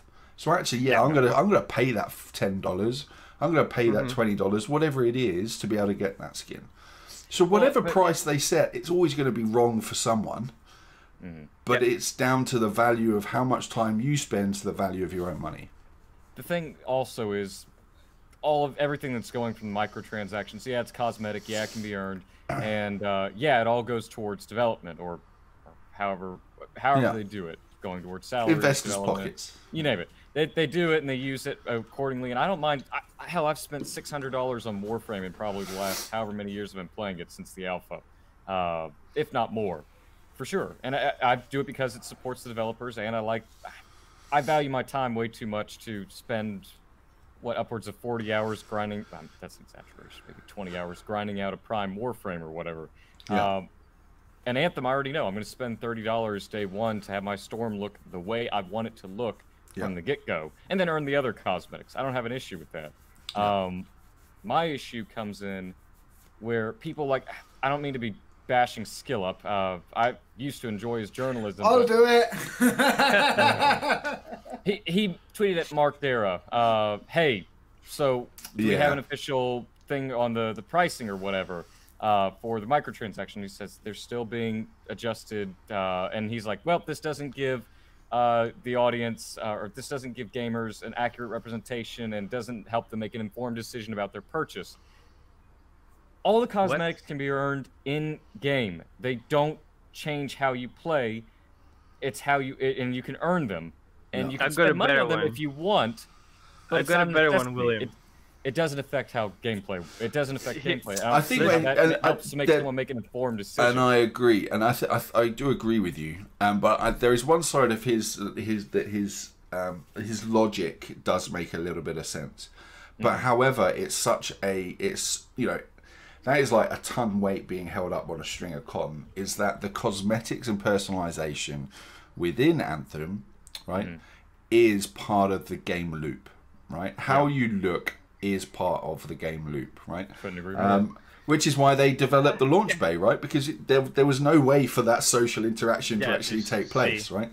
So I suppose but that's the only thread he has, and that's the thread he's clinging on, right? It's like Brexit, right? You know, there was always this banging the hammer of giving money to the EU, and you know, it's just there's always this one thing in politics, right, that people hang on to, and they will use that enchant until they're death until they're dead. The thing is, I just want to chime in on what you're saying, George. And I've seen someone put it in chat earlier, and they said that about the whole microtransactions and everything. What it's proven, unfortunately, is that EA have a really bad reputation. Because as soon as Anthem was announced and EA and everything else, they got the shit bashed out of them. Apex has done brilliantly. It has, you know, a loot box model to it. But you know what? They weren't announced. They had no publishing about it. They had no media coverage or anything. The game came out, people played it, realized it was good, and oh my god, it's a success. Anthem well, only because had it's a free-to-play game that it's okay to have microtransactions. Yeah, but they've got the same microtransactions, and this is what really annoys me the most with people like Skill Up. You know, they put videos out and goes, Anthem can't have loot boxes at $20 or whatever it is. It's a disgrace. Yeah, Apex has exactly the same thing because it's a pay to play, a free to play game. It's okay. And like George said, your money is your money. You can earn them in game. You haven't got to spend any money. I'm not going to spend any money on them. I'm going to play my ass off in the game and I'm going to earn them from in-game currency because, like George said, it's about the value of money to you. Okay? Yeah. I don't have the money to put into games apart from buying them in the first place, so I don't do the microtransactions in any game. And I'm like that with all of them. So to me, it doesn't bother me whether they're £1, £20 or £30 because I don't buy into them. I earn them through in-game currency. The issue I have with microtransactions is when you can only get something by paying for it and not earning it by playing the game. And Anthem has said, well, you know, you play the game for hours and hours and hours, you are going to get whatever it is you want. If you only play 2 hours a week, you know, George, we know, George, you've got a brilliant job. You've got a well-paying job, a good job. That sometimes means you get less time to play. Okay, countless amount of times me and Appams have got 30 hours into a game in a week, and George has maybe had 3 or 4 hours because he's been stuck at work. And he might go, and we're like, oh, George, look at this cool cosmetic item we've unlocked this week because we played 30 hours in a week. And he's like, do you know what? I want that, so I'm going to buy it. Yeah. Because I like the look of it. And that's perfectly acceptable because that's up to him and that's his choice, but you can earn it in the game. And everyone shitting on a game because of a developer or some microtransactions, or sorry, not a developer, a publisher, okay, would Anthem, let's be realistic about this, would anybody hating on Anthem's microtransactions have the same issue with it if it was published by someone other than EA? No, absolutely not. Not a chance in hell. Not. If it was CD Projekt Red, I'm willing to bet. Like, I'm willing to bet on it that they would be like, oh, it would be like gods and like little angels flying around and like. Ubisoft has the same model, okay? Like, Ubisoft has a very similar model with the Division, and it's going to be in the Division 2. We know that, okay? Yeah. The packs are going to be back. You can earn things in game, but you can buy them as well if you want to. You can earn cipher keys to open these chests in game, or you can buy them for real money. Do you see anybody shitting on the Division 2 in the same way they are Anthem? No, because it's published by Ubisoft, not published by EA, and EA are just so hated, and that is why Apex Legends did so well and didn't get any heat, because they decided what was a better decision for them was to just release the game, not have months of marketing with EA as a publisher hanging over their head. They just went, do you know what, we're going to do no marketing for the game, we're just going to put it out there, let everyone play it. People played it and they were like, wow, this is brilliant, we love this game. They're not worried that EA are holding on to it and they're the publishers, because that is all they are. They are publishers, they're not the developers. And that's what needs to happen with Anthem. People need to get off their high horse. They need to realise that the game is a damn game. If you don't enjoy the game and if you can't look past microtransactions in a game, then don't play the damn game. Don't sit there and hate and give everyone a bad impression of a game because you don't like a publisher or you don't like a certain aspect of a game, i.e. microtransactions. Don't say, oh, don't play this game. This game's going to be crap because, you know, it's got microtransactions in it. But when really you should be saying, this game is brilliant from a gameplay point of view, or from a gameplay point of view, it's this, this, this, and this. Give the hard facts. And by the way, yes, there are microtransactions in there, but you can pay for them with hard-earned money, or you can grind your ass off and earn them. It really doesn't matter, because do you know what? It doesn't affect the game. If it was a pay-to-win, if the Devastator sniper rifle that was so powerful in the demo, if they said, we're taking that out of the game and that is going to cost you £10 in real money and you can't earn it anywhere else, I would just not play the game. Yeah. But that's not what they're doing. And I don't see what the issue is with everybody. I really don't. One thing I wanted to put like the icing on the cake, so to speak. I'm thinking about my cake, by the way. Is there's in-game cosmetics that you cannot purchase. So yeah, you can earn them. Yes. There's earnable cosmetics. So I don't think there's an argument anywhere in this. Like I don't see any logic behind it. No. Oh, this huge game with this huge story, right? Even if it's not that huge, it's still said to be 30 hours for the main campaign, and voiceovers, motion capture, paid actors, like 2 actors per NPC, by the way, 1 voice actor and 1 that doing the motion capture and the 3D model. Like all these things cost money. Yeah. Apex doesn't have any of that. It's just a few voice lines. There's probably some. Well, it's like we talked about earlier, right? The development cycle for a game games like Apex. are not free. Games are not free. When they put out free content, they have to pay for it somehow. Yeah. Okay. Like millions of pounds of development, and these developers that make the game have to take a wage. They have bills to pay. They have lives to live. Development isn't free. You can give out as much free content as you want. A year's free content on a game, never pay for a DLC. They need to make their money somewhere. Yeah, I feel with the info that we still have, right? When the game's out in 4 days, we'll see. I hope the cash shop is in the game, because I want to. It was probably going to be one of the first things most people are going to check out. I guarantee you that. Nobody's going to check the story. Nobody's going to check the javelins. Nobody's going to check the gear or the strongholds or anything. Most people are going to immediately click on the cash store to see what it is. And if that thing doesn't look okay when it's out, I feel that's the most important thing right now. I feel it's even more important than connecting to the game. So I hope they've put it in the game for the early access, so people can see it and can put some ease in their mind. And I hope, I mean, people that want to whine, they will, like, no matter the price, even if you make it like $2 per skin, which again, people will find a way to complain no matter what. Yeah, I try to explain to people that it's not just a skin, because it's not a 3D model that gets applied to the skeleton rig, right, of the character. Like in, like, I don't know, Fortnite, you purchase the skin and it goes on your characters, like textures mostly. It is an actual model that needs to be animated. Make sure it doesn't clip. Make sure it doesn't break the animation. Make sure it doesn't work, right? So it's also something you can mix and match. So if you buy, I don't know, the Colossus skin that you saw in that leaked image, that thing you can just put on the helmet. You can put just the chest or the legs. It's not a thing that you just equip and that's it. You basically, I think there's more value to it than a regular skin. It's called an armor pack for a reason, because it's an actual armor set. Yeah. Kind of like an armor in World of Warcraft, but with no stats. So it's basically like a transmog set. It changes your individual parts, and then you can split it and use whatever you want. I think it doesn't matter at the end. Like my opinion is, at the end it just doesn't matter. There's no argument to be had at all. Like, it can cost $1 million. A billionaire is gonna buy it. It's obviously targeted to the billionaire, right? If it's marketed like $20, it's marketed towards the people that make, I don't know, 20, 30 an hour and can afford that, right?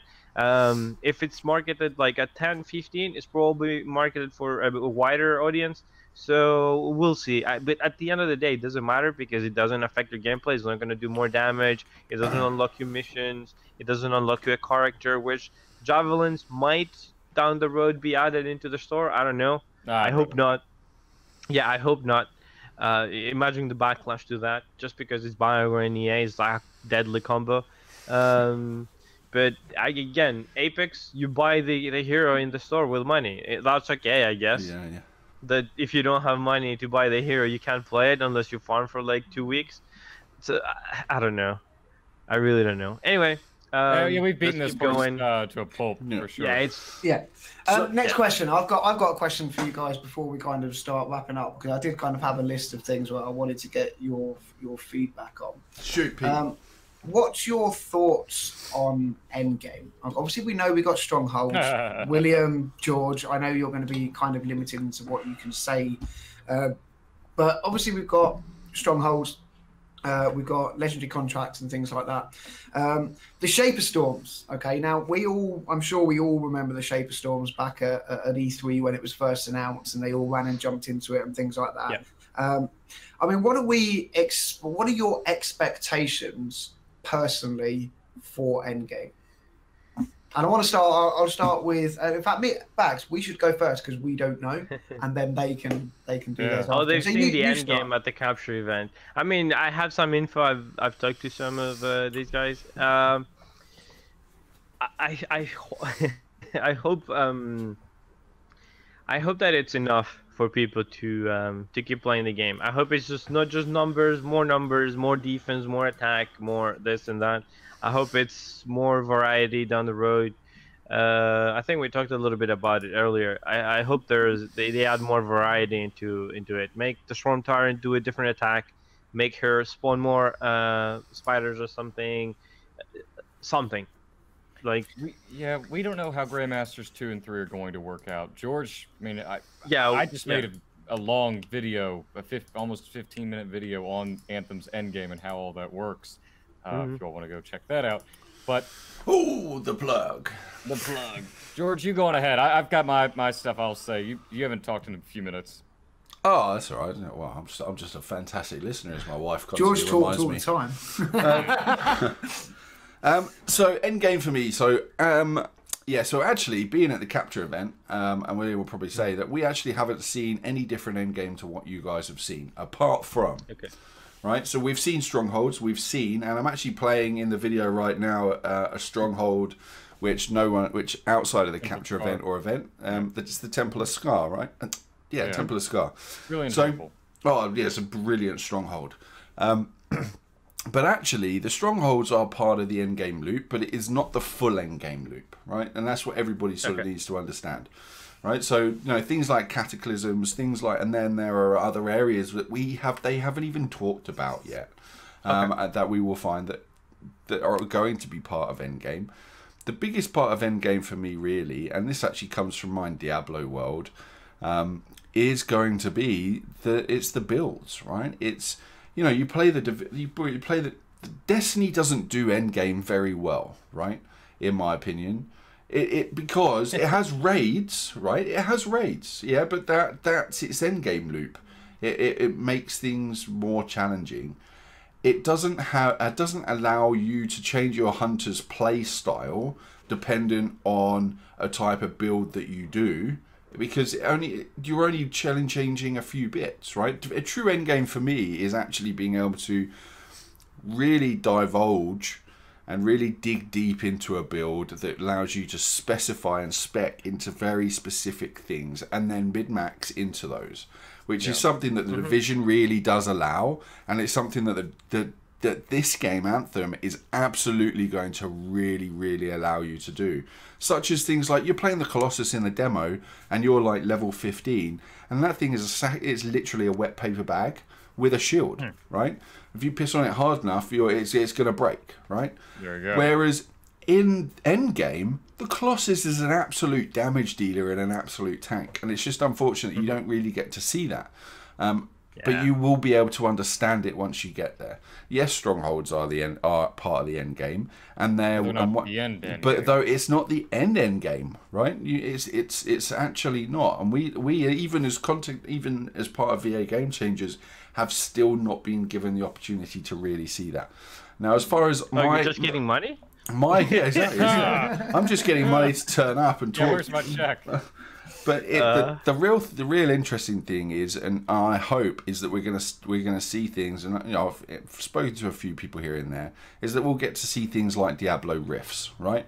If we could start to see something like Diablo Rifts, which is when levels of Grandmaster to 1, 2, and 3 really start to make sense, and being able to really go deep into builds. that is where the real end game for me is going to be, because my team can spec out to do specific roles in that season, that week, and we can literally go at it. And that for me is actual end game. For me, the end game is becoming as broken as possible to take on these challenges. And I say that we're broken, not like your typical sense of broken. It can take the form of getting your ultimate back in 2 seconds. In 2 seconds. 2 seconds. You can do the form of hovering forever Absolutely. to storm. It's the combination of inscriptions, masterwork, and legendary gear. Absolutely. Weapons, everything working in tangent in ways that it probably wouldn't work for someone else, or building it around your playstyle. You need to be as broken as possible to take on these harder and harder challenges, especially with Grandmasters 2 and 3 being relatively unknown what the hell they're going to do. We already experienced during Grandmaster 1, there were a whole lot more legendary enemies. And I'll go on ahead and address this because I just got this comment on one of my YouTube videos. Yeah, that's ridiculous. Someone said, yeah, no, the developers have confirmed it's only going to be a health increase and damage increase on the enemies. No, it isn't. We've played, George and I have played the end game. We know what it actually is. Watch the damn footage. The AI do get more aggressive. They do. They chase you down. They hunt you. They hurt you. A lot more than the others. Other enemy types will spawn other than the regular. There's going to be the elites and the legendaries. Elites, they get one additional move set. Legendaries, they have different behaviors and they have an additional move. That's what I want to see, man. Additional moves. The lesser titans, all they can do is their fireballs and then the fire slams that only go on one wave. The elites go and do 2 waves of fire, and they spawn their little elementalists, and then they have the heat-seeking tracers. That's the good legendaries. to hear, man. They have the damn chest beam. They have 3 layers of the flame and everything else. It's not just damage. It's not just health. It's They've got more mechanics. There you go. And Sounds for good, heaven's sakes, stop commenting on my damn videos that it's just the health increase. I know what I'm talking about, damn it. Guys, open challenge to anyone in chat. If you can get him to 1,000 comments on his most recent video saying increase health, then I'm on it actually. Someone drop a link in chat. 1,000 comments asking if there's increased health on AI and Grandmaster difficulties. I respond to every last one of these damn comments too. I need to copy and paste a response. No, you damn idiot. Watch the damn video. Listen to what I'm saying. Damn it, damn it, damn it. Period. All right, guys. So we're probably going to try and start wrapping this up because it is Bags' birthday and he's got to go and stuff his face full of cake. So let's just sort of go around the table. Obviously, and I thank everyone for being here. And what we'll do is while we're going around the table, guys in chat, if you have any questions, anything that you want answered from the panel, then I suggest dropping that into chat now. And then as we go around the table with a final question from me, we'll look to answer them before we wrap up. So. Start with Pete and let's go around the table. Your Anthem and then Bags. Your javelin that you're going to main and why? I am 100% maining the Storm, without a doubt. Why? Because he's a beast. No, I really like the play style. Using the elements and the abilities and kind of being quick around everywhere, being able to whip around and do damage, be here 1 minute, here the next minute, and it's just like, the play style for it is brilliant. I saw myself playing as a Colossus beforehand. I was like, yeah, big, beefy, tanky kind of Hulkbuster character. I'm just going to pick that chain gun up, I'm going to run around, and I'm just going to destroy everything and not take any damage. And then I started seeing gameplay of the Storm and all the elements and things like that. And I was like, that looks really, really interesting. That's not normally my playstyle. Going back to Elder Scrolls, Skyrim, anything like that, the kind of mage style isn't me. But I really like the look of it. I was like, I want to give that a go. And the second I stepped into playing as a Storm and I used those abilities and I just had so much fun. And then starting to get inscriptions on the builds and beef that build up. And I started playing with the build. I put my division hat on and I was like, right, let's get into the numbers. Let's boost lightning damage and get onto the freezing of things and combo my own moves. And I want to be a bit more tanky because I don't like going down as much. I want, you know, how do I optimize this build to make it do everything I want to do? And it just felt like the perfect class for me for what I want to do. And obviously playing with my team. George, you're the Colossus in our team, and don't give it away. Is a bit undecided. But yeah, you know, it's about team builds as well. That's one thing. One thing we do really well is we synergize our team together. We don't have four of everything. We do the same in the Division. We do the same in Destiny. Whenever we are playing games together, our little group synergize our builds to work together. And the Storm just felt like that perfect opportunity to do so many things for me that fitted my playstyle as well. So yeah, I'm a Storm. It's the best. Anyone that says anything otherwise, I will find you, and I have a certain particular set of skills that you know you might not like. So Storm all the way. Yeah. I am hands down the Storm. There was never, ever You scared him, Pete. Good man. No, I just knew he was going to say it. That's why I wanted to get No, I mean, first. the Storm is... That's what I will be rocking for the vast majority of my day one. I do want to learn how to play the Colossus. Currently, my order is Storm, and then I thought the Colossus was going to be my second.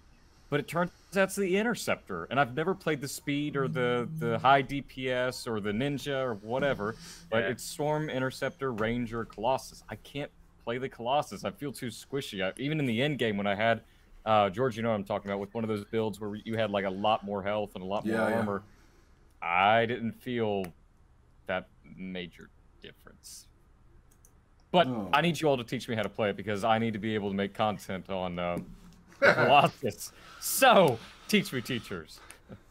Bags? I mean, what can I say? I mean, I think the chat knows. You're thicker than a bowl of oatmeal, Bags. There you go. No, it's gonna be the Colossus. Like, it takes what? I mean, I'm gonna have to watch the cinematic. So that's gonna be what's gonna be keeping me back from my Tick Boy for the most part. The intro, the tutorial is not that hard. I'm just gonna zip through it and go straight into the forge. See, even Steve knows in the chat. I'm going straight into Colossus. I mean, that's gonna be the majority, kind of like William said. The majority of the content on my stream is most likely going to be the Colossus. So yeah, I like it. It's a good choice. Well, we could. So obviously, most of the gameplay you've seen today is of me in my golden Colossus. So yeah. So, but I would also play, I think, Ranger. So for me, it's always about diversity. So the Storm for me is just it's a little bit too. There's a lot going on with the Storm, right? You're flying. You've got your abilities. You've got your primers. You've got your detonators and stuff. When you got the Interceptor, which is just I'm a big guy, right? I'm 6'2" and 18 stone. The Interceptor I would break. So so Colossus for me is always going to be somewhere close to my heart. But then also the Colossus for me is I think the reason I like the Colossus so much is because he is the true team playing Javelin. Right, you've got the Ranger, who has a lot of primer abilities and is a good shooter. You've got the Storm, which is a priming, which is the majority of it's a primer, right? So everything it does is it actually sets the scene for the Colossus to literally come in with a ground pound or come in with its mortar and just wreck, right? So for me, it's like everything just paves the way for the Colossus. So that's why the Colossus for me is it. But I will definitely be jumping into a Ranger quite a lot. Like the Ranger, I think will offer the versatility in the team that a Colossus won't, because we know everyone else is just going to be Storm and Inti anyway. So for heaven's sakes, they will. I chat nonstop. Everyone's gonna be. There's not gonna be a shortage of Storm players. I saw it in the demo. Like literally. I did some fashion contests or whatever, and most of the screenshots were like freaking Storm players like flaunting their cape. Like, what? Right, let's just quickly jump into chat. Right, so we've got. I just answer one of these questions, George, from chat. You don't need multiple saves. I can't remember who That's it where I was. was. That was Christy Wee, right? Yeah, So. you get to play with friends on any difficulty level, and who So if George was level 2 and I was level 20, I could jump in, help him. He would get loot for his level. I would get loot for my level. So you don't need multiple saves. No, the difference, the way the game is set up, Christy, is when you actually go out into do an expedition, whether it's a mission or whether it's free play, you choose the level of difficulty for the group at the time. So that's what you choose before you even go in. So it's very different to Destiny, very different to Division or any other games you played. Is you from either the launch bay or TARDIS, you choose the level, either easy, normal. So it's Lancer, Freelancer, hard, and then you've got Grandmaster. You choose that at the beginning of each expedition. So that's your choice. Jirakita is Interceptor was fun, but tended to be disorientated. So yeah, that's what I found. Yeah, you get quite disorientated because you're always close to the ground. What else have we got? We got any other questions in there? Everyone's shouting Colossus, lots of Storm. I can sort of see how this is going. Storm, and then Andy. Not everyone's going to be the Storm. They just need to get out of their system and play other things. Yeah. Look at Chrissy Reed. So the difficulty will be split between the group or based on the highest level one. No, Chrissy, you're missing the point. So that you set the difficulty base at the beginning of each mission. So at the beginning of each rollout, you group up together as a team first, and then you set the difficulty level as either easy, medium, hard, or extra hard, extra hard, or hard. There's no balancing of difficulty. You choose a difficulty, and it doesn't matter whether you're level 2 or level 30, you will be playing on hard level. So there's no scaling or in difficulty or anything like that between members in your team. The team leader chooses the difficulty level at the beginning of the level. I hope that makes sense. So one of Corey's here. Do you guys think we need a call for help option when a player goes down? So there is actually a piece of UI that never made it into the demo. So you should see that now, actually, in the gameplay that's in. If you look in the left-hand side, you can see the health bar of the rest of the team. So if, and that will tell you if someone goes down. If I'm not mistaken, it does. It tells you when a player's down. It also tells you when their ultimates are ready, what direction they're in, and things like that. So it just goes to show you that a lot has changed from the demo and a more current build. You've got the compass that tells you where all your friends are at. You've got the downed javelin alert. I mean, a lot has changed. The demo is definitely not the full game. Derpy McSquirtle. That is an amazing name, by the way. Do you guys think we'll see cross-save at any point in Anthem on Xbox, but my brother on PS4? I'd straight up, mate, I would absolutely love to have cross-saves. I think cross-saves would be fantastic because, as we know with the Division, I play on all three consoles, two consoles, and I play on the PC. Same for Destiny, same for a lot of games, and cross-saving would save me, oh my god, so much time. So yeah, we could. It's not here. We don't have cross-saves. I would love to be able. I would love to say that we did, or that the developers said that they are doing that, but unfortunately they don't. Yeah. Campbell said that they'll be doing cross-play before they do cross-save. Yeah, I was going to say, on that note, there was an article as well yesterday, I believe, about EA wanting to bring cross-play to more of its games over this year, so over 2019. They want to bring cross-play to a lot of their games for that exact reason. By the end of 2019, I see Anthem having cross-play. Not cross-save, but cross-play. Oh, someone clip that. Right. Chris, so can we replay all story missions if I want to play them with another friend? So whoever friend, you need to join on them, and they can't have played that story mission for you to replay it, because once you've done the story mission, you can't go back to it until I think it's end game where you get the options to replay those. But most of the story arc, if you want to replay them with a friend that hasn't played them, you need to join on them, not them join on you. Bags, that is an almighty bottle. Yeah, it's my Colossus water jug. It's his man-child beaker. George, we need one. We need one of them for the Friday night streams. You imagine that full of beer. Yeah. All right, guys. Look, we're coming up to the 2-hour mark. We are definitely coming up to the 2-hour mark, and it's actually been an absolute pleasure talking to all three of you. Like, I didn't anticipate it lasting that quickly. So what we're gonna do is just quickly do a quick sound off round. I'm also at the end. There's been quite a few requests during chat to play the video that you see in loop, which is the Heart of Rage. It's a story. It is a bit of lore video, and you can find it. It's not a spoiler. It's historic. It's something about history that Yarrow is telling you. So we're going to play that as part of the end credits, and you'll actually see this video when you're about less than 30 minutes actually into the game anyway.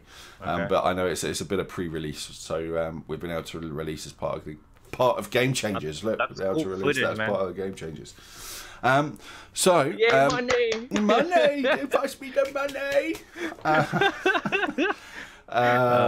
So Pete, where can we find you? What do you do? And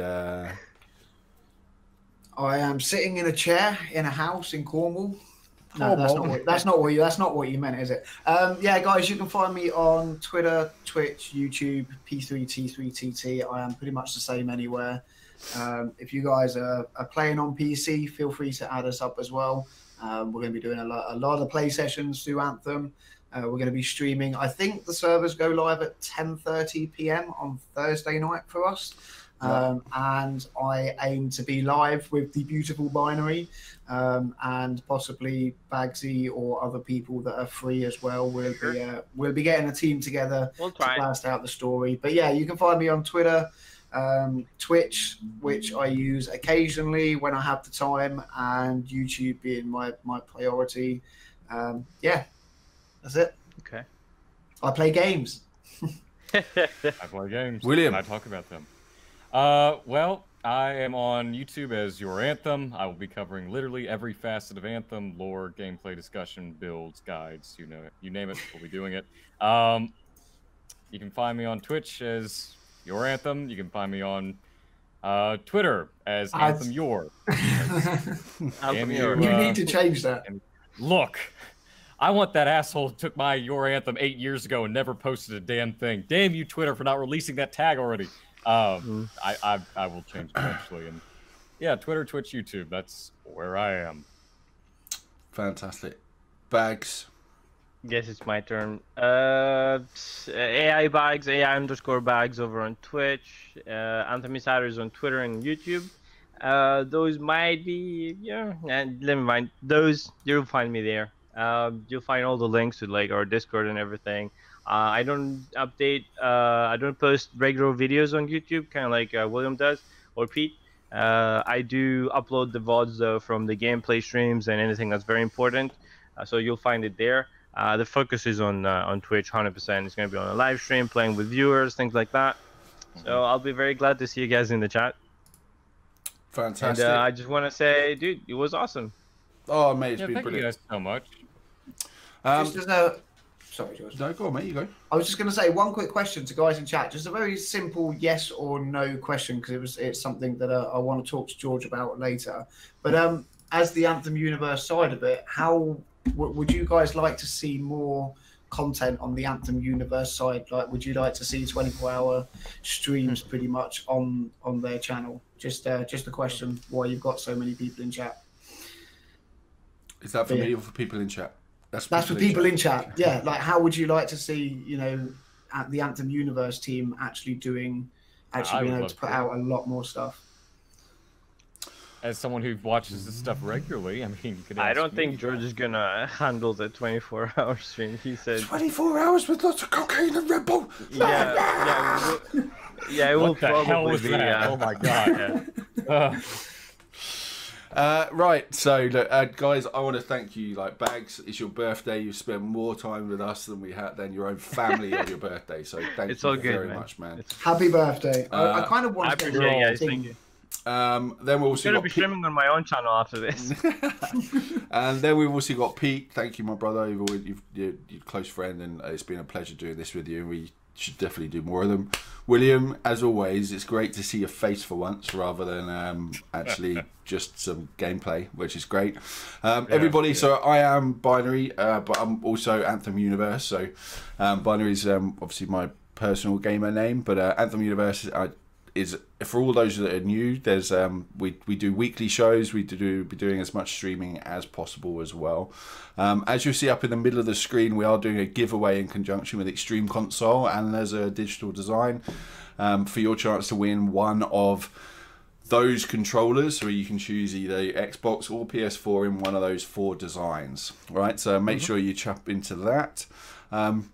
I appreciate every single one of you for dropping in and sort of making the community what is the community, right? We are 4 different communities here, but really we are one community. Amen.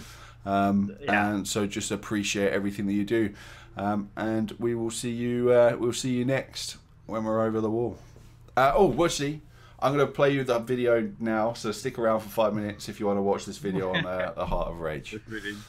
Peace out, all you fantastic. And thank you, Division, for coming and stopping in. Because if George didn't notice, the official Division guys were in here. Yeah, I saw it. I was like, I wasn't going to call them out in case Ubisoft were like, this is a bit odd. All right, guys. Peace. Peace out. see ya, dudes. Much of what I am about to tell you is not well known. My ward, Johnny, was there 10 years ago. She saw it with her own eyes. What you will already know is that Freemark was one of the great cities of Bastion.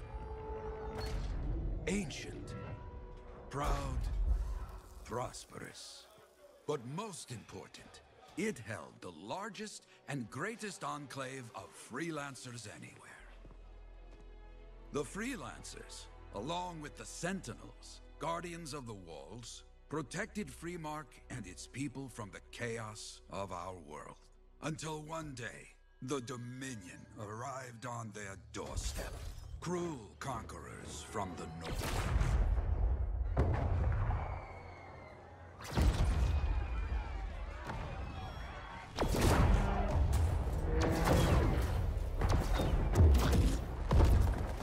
The Dominion, the Sentinels, and the Freelancers would make their claim for Freemark that day.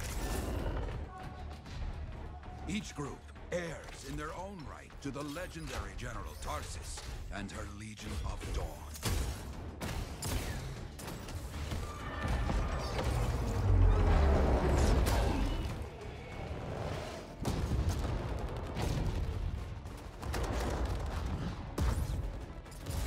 One of our best, Freelancer Adams, led the charge as the Enclave leapt to meet the Dominion forces head-on.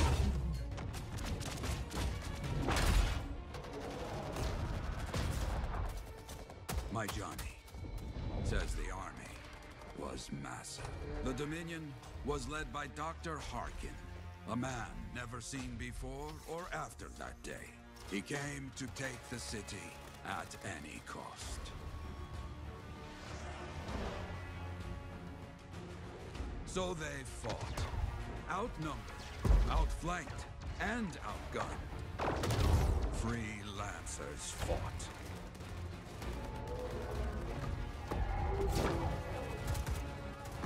They did well for a time.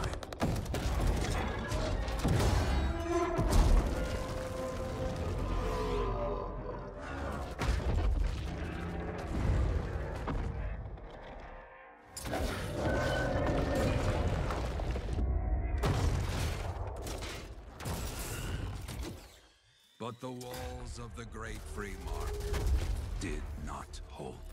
The Dominion poured in. Adams, with many freelancers, made their last stand outside the city walls.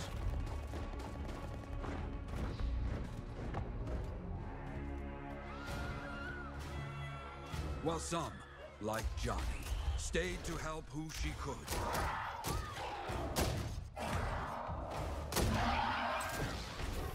When, without warning, the doomed Sentinels fell back.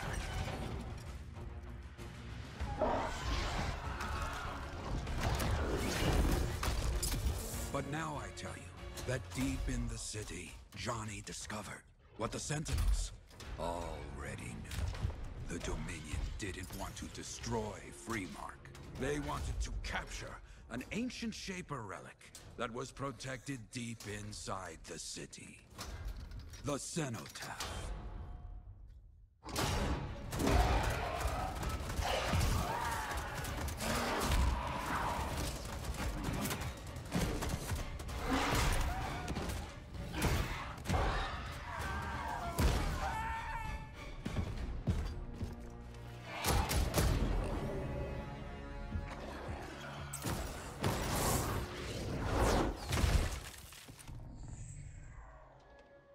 It seems this Dr. Harkin believed he had created a way for the Dominion to use the Cenotaph to control the Anthem of Creation itself.